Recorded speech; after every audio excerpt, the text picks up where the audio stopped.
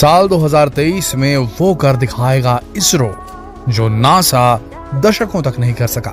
जी हां, चंद्रयान 3 से लेकर गगनयान तक इस साल आसमान में कई करिश्मे कर सकता है इसरो। वो 1960 का दशक था जब भारत ने अंतरिक्ष में अपनी धाक बनाने के लिए अपनी यात्रा शुरू की थी। देश के महान वैज्ञानिक डॉक्टर विक्रम साराभाई की अगुवाई में Indian national committee for space research की स्थापना की गई थी। देश के पहले सैटेलाइट आर्यभट्ट को रूस से लॉन्च किया गया, जबकि भारत की सरजमी से पहला रॉकेट सन 1963 में लॉन्च किया गया। स्पेस सेक्टर के इतिहास में भारत के लिए इसे आज भी मील का पत्थर माना जाता है दोस्तों। तब से लेकर आज तक भारत ने कई बड़े बड़े अंतरिक्ष अभियानों को अंजाम तक पहुंचाया है और स्पेस में सफलता के झंडे गाड़े हैं। इसमें इंडियन स्पेस एजेंसी इसरो का बहुत बड़ा रोल है। इसे शायद रोल कहना सही नहीं होगा, क्योंकि बिना इसरो के ये पॉसिबल ही नहीं हो पाता। खासकर मिशन गगनयान और चंद्रयान जैसे अभियानों को लेकर तो जरूर। दोस्तों, आने वाले दिन भारत को सुपर पावर बनाने के लिए बहुत इंपॉर्टेंट होने वाले हैं, लेकिन वो कैसे, आइए जानते हैं।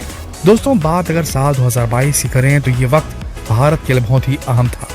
इस दौरान इसरो ने पहला प्राइवेट रॉकेट लॉन्च करने समेत कई कीर्तिमान बनाए और स्पेस सेक्टर में भारत को सुपर पावर बनाया। लेकिन अब साल 2023 में शायद भारत की आन बान और शान और भी ज्यादा बढ़ने वाली है।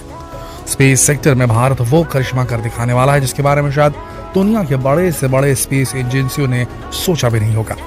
सबसे पहले तो आपको ये बता दें कि चंद्रयान 3 का लैंडर अपने टेस्ट में पास हो चुका है। लैंडर यानी वो उपकरण जो चंद्रयान के साथ जाएगा और लैंड करवाएगा चंद्रयान के जो मेन जो रोवर है उसके चंद्रमा की सतह पर। उसका टेस्ट पास हो चुका है और अब इसी साल जून में चंद्रयान 3 लॉन्च हो सकता है।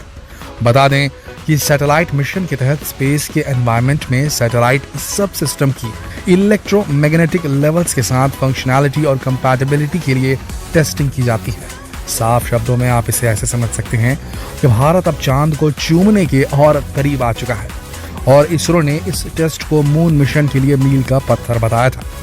चंद्रयान 3 मिशन के 3 मेन मॉड्यूल हैं: प्रोपल्शन मॉड्यूल, लैंडर मॉड्यूल और रोवर। लेकिन शायद आपको यहाँ एक बात की कंफ्यूजन हो सकती है और वो ये कि आप सोच रहे होंगे भला चांद पर कदम रखे तो दुनिया को 50 साल से भी ज्यादा का वक्त बीत चुका है। भारत अगर अब चांद के मिशन पर लगा है तो इसमें बड़ी बात क्या हो गई? जनाब, बड़ी बात है, जरूर है। और वो इसलिए क्योंकि अभी तक अमेरिका, रूस और चीन को चांद पर सॉफ्ट लैंडिंग में सफलता मिली है। और सॉफ्ट लैंडिंग का मतलब होता है किसी भी सैटेलाइट को किसी लैंडर से सेफली उतारना। इसके बाद ये तय करना होता है कि वो अपना काम सही ढंग से करे। और ये चंद्रयान 3 मिशन इसरो के आने वाले कई दूसरे बड़े मिशंस के लिए रास्ते खोल देगा। यानी ये वो टेक्नोलॉजी है जिसे अगर इसरो ने मास्टर कर लिया, अगर चांद पे उसे टेस्ट कर लिया सही तरीके से, तो फिर हो सकता है मंगल के यान में ये सॉफ्ट लैंडिंग भारत की बहुत मदद करेगा। एकदम आसान हो जाएगा। किसी भी ग्रह पर उतरने के लिए जो टेक्नोलॉजी चाहिए वो भारत का इसरो विकसित कर लेगा। ये समझ लीजिए आप। ये भविष्य में चांद की सतह पर खोज के लिहाज से भी बहुत ही इंपॉर्टेंट एक मिशन है, समझ रहे हैं? क्योंकि वहां भी एक्सकेवेशन की बात कही जा रही है, मून पे भी माइनिंग की बात की जा रही है और पता नहीं मून के अंदर कौन सा खजाना मिल जाए। आपको बता दें कि साल 2019 में चंद्रयान 2 सफल नहीं हो पाया था। जिस वक्त रोवर चंद्रमा की सतह पर उतरने वाला था, अचानक उसका लैंडर विक्रम से संपर्क टूट गया था, जिसकी वजह से मून मिशन चंद्रमा की सतह से 2.1 किलोमीटर दूर रह गया और लास्ट के कुछ सेकंड्स में चंद्रयान 2 का 47 दिनों का सफर अधूरा रह गया था। हालांकि ऑर्बिटर अभी भी अपना काम कर रहा है, लेकिन अब इसरो के चीफ एस सोमनाथ की माने तो चंद्रयान 3 पहले से कहीं अधिक मजबूत चंद्र रोवर के साथ उड़ान भरेगा, जो भविष्य के इंटरप्लैनेटरी मिशंस के लिए महत्वपूर्ण साबित होगा। याद रखिए, चांद पे उतरना जो भी हो, पर ये आगे के स्पेस मिशंस में इसरो की बहुत मदद करेगा। चंद्रयान 3 की लॉन्चिंग GSLV Mark 3 से होगी। ये रॉकेट है, रॉकेट टेक्नोलॉजी। इसरो चीफ ने चंद्रयान 3 के बारे में बताया कि इसमें रोवर है और इंजीनियरिंग पहले के मुकाबले काफी अलग है। ये पुराने चंद्रयान की कॉपी बिल्कुल भी नहीं है। इसके साथ ही इम्पैक्ट लेग्स मजबूत और बेहतर उपकरणों से लैस होगा। इम्पैक्ट लेग्स किन्हें कहते हैं? जो लैंडर उतरेगा चांद की सतह पर, सोचिए अंतरिक्ष से वो सीधा गिर ही रहा है एक हिसाब से चंद्रमा की सतह पर, तो जहां इंपैक्ट होगा, जहां पर वो रखाएगा वो लैंडर, तो उसके जो लेग्स हैं उनका मजबूत होना बेहद ज़रूरी, उनमें उस टेक्नोलॉजी का इस्तेमाल होना बहुत ज़रूरी है जिससे वो जर्क को महसूस कर सके। तो इस बार इंपैक्ट लेग्स को और मजबूत और बेहतर उपकरणों से लैस किया गया है। भारत ने अभी तक किसी दूसरे ग्रह या उसके उपग्रह पर भेजने के लिए रोवर लैंड नहीं कराया है। चंद्रयान 3 एक तरह से जहां इसरो के लिए आने वाले समय में कई बड़े मिशन के लिए रास्ता तैयार करेगा, तो वहीं ये उस सपने को भी पूरा करेगा जो चंद्रयान 2 के दौरान नहीं हो पाया था। ऐसे वक्त में जब दुनिया भर के तमाम देशों के बीच टेक्नोलॉजी की वॉर की होड़ सी लगी है, तो उसमें इसरो भी पीछे नहीं है। साल 2023 में इसरो बड़े इंटरप्लैनेटरी मिशन चंद्रयान 3 के साथ साथ आदित्य L1 सन को भी लॉन्च करेगा। इसके साथ ही भारत का पहला manned space mission Gaganyaan mission भी लॉन्च किया जाएगा। भारत जल्द ही स्पेस में इतिहास रचने वाला है। इस मिशन में इंसानों को स्पेस में भेजने की तैयारी की जा रही है। इसरो की इसी साल के आखिर में गगनयान मिशन लॉन्च की प्लानिंग है। यह पहला मानव रहित मिशन मानव रेटेड प्रक्षेपण ऑर्बिट मॉड्यूल सिस्टम के प्रदर्शन के लिए होगा। इसके अलावा बाद में एक और मानव रहित मिशन और फिर लास्ट में पहला मानव युक्त, जिसमें इंसान बैठा होगा, अंतरिक्ष यात्री भारतीय एस्ट्रोनॉट बैठा होगा, वो वाला मिशन होगा जिसमें 3 एस्ट्रोनॉट शामिल होंगे भारत से। अब बात करते हैं आदित्य L1 सन मिशन की, जिसने स्पेस में भारत की धमक बढ़ाने में बहुत बड़ा रोल प्ले किया है। दरअसल सूर्य की स्थिति को बेहतर तरीके से स्टडी करने और स्टार के इवोल्यूशन के लिए अमेरिका और यूरोप की तरफ से पहले ही सूर्य मिशन पर काम किया जा चुका है।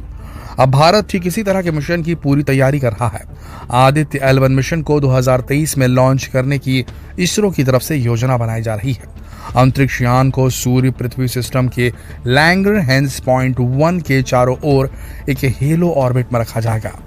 L1 पॉइंट के करीब स्थित एक सैटेलाइट से सूर्य को बिना किसी ग्रहण के ही देखा जा सकता है। इस मिशन में सूर्य के कोरोना, क्रोमोस्फीयर और फोटोस्फीयर, इससे निकलने वाले कण, प्रवाह और चुंबकीय क्षेत्र की ताकत पर स्टडी की जा सकती है।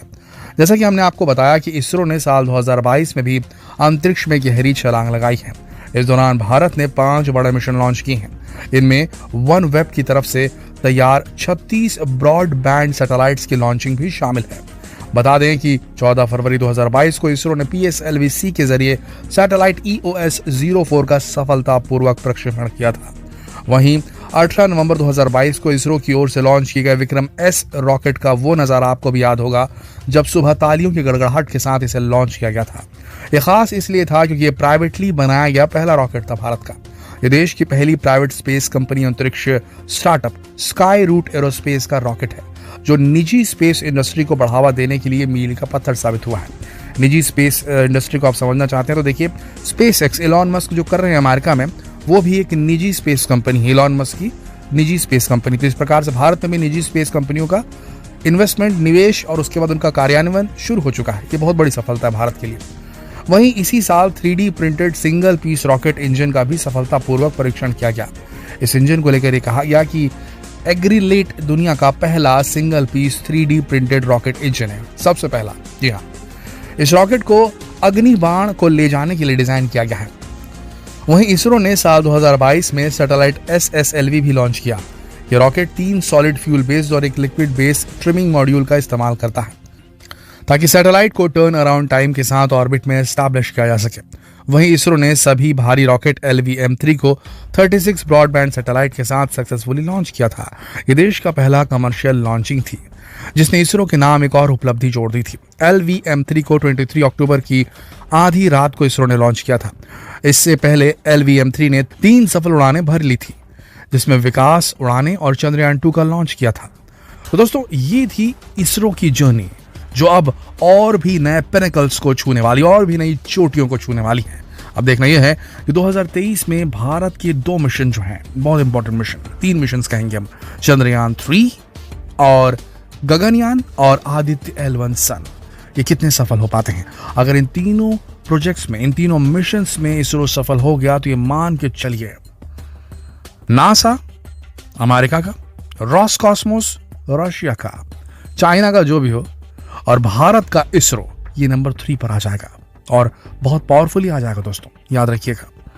तो इसरो के पास ये बहुत गोल्डन चांस है हम भारतीयों को गौरवान्वित करने का। आशा करते हैं वीडियो आप सबको इंस्पायर करने में कामयाब हुआ होगा। तो जितना हो सके इस वीडियो को शेयर कीजिए, फेसबुक पर, व्हाट्सएप पर, यूट्यूब पर। कल फिर मिलते हैं एक और इंस्पायरिंग वीडियो के साथ।